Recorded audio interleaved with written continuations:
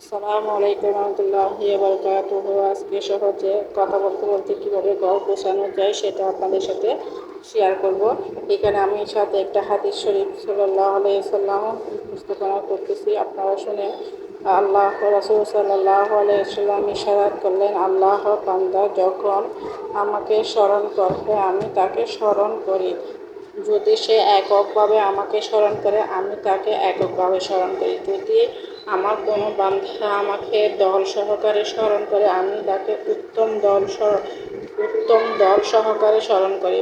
আর বান্দা যদি আমার দিকে এগিয়ে বিগত আগ্রহ হয় আমি তার দিকে এক হাত গ্রহণ করি।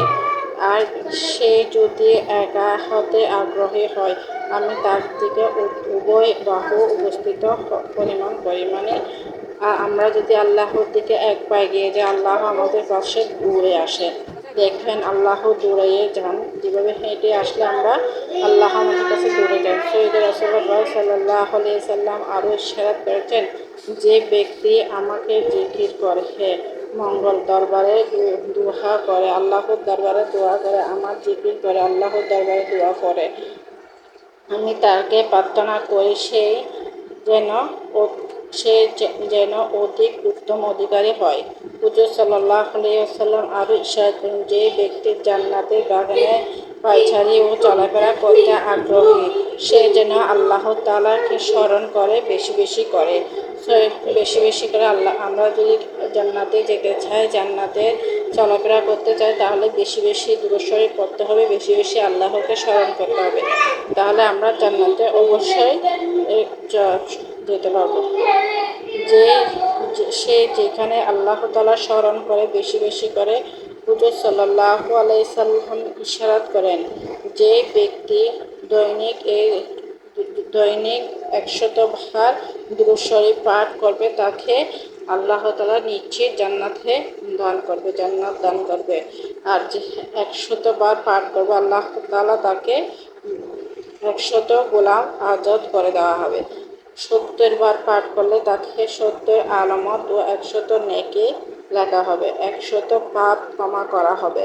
সেই যেদিন সন্ধ্যা পর্যন্ত তাকে শয়তান থেকে হেফাজত করা হবে, সেই দিন তাকে সন্ধ্যা থেকে পর্যন্ত, সকালে পড়লে সন্ধ্যা পর্যন্ত তাকে শয়তান থেকে হেফাজত করবে, সন্ধ্যায় পড়লে সকাল পর্যন্ত তাকে শয়তান থেকে হেফাজত করা হবে।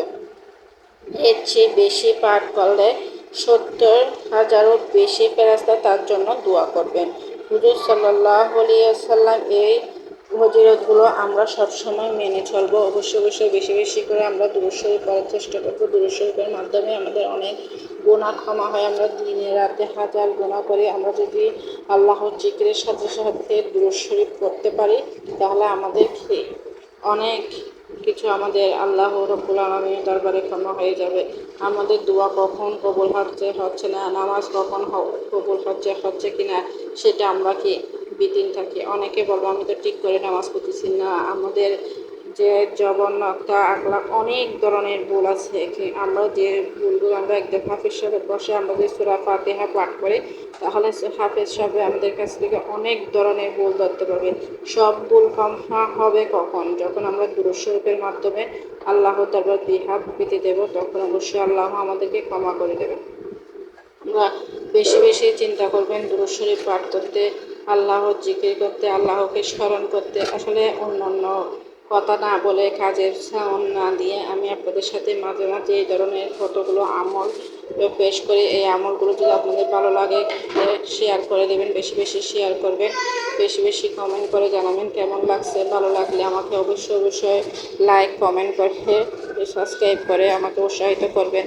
অসংখ্য ধন্যবাদ যারা এতক্ষণ পর্যন্ত মনোযোগ দিয়ে আমার হাদিস শরীফগুলি শোনাচ্ছেন, অসংখ্য ধন্যবাদ। বাকি আপনারা নিজেরা আমল করবেন, অপরদেরকে আমল করার চেষ্টা করবেন, সুযোগ করে দেবেন, ব্যবস্থা করে দেবেন। শেয়ারের মাধ্যমে অন্য হাজারো মানুষ আপনাদের থেকে শুনবে।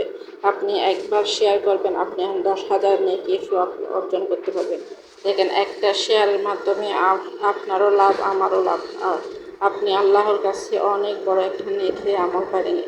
ঠিক আছে, আজকে কথা বলতে হাদিস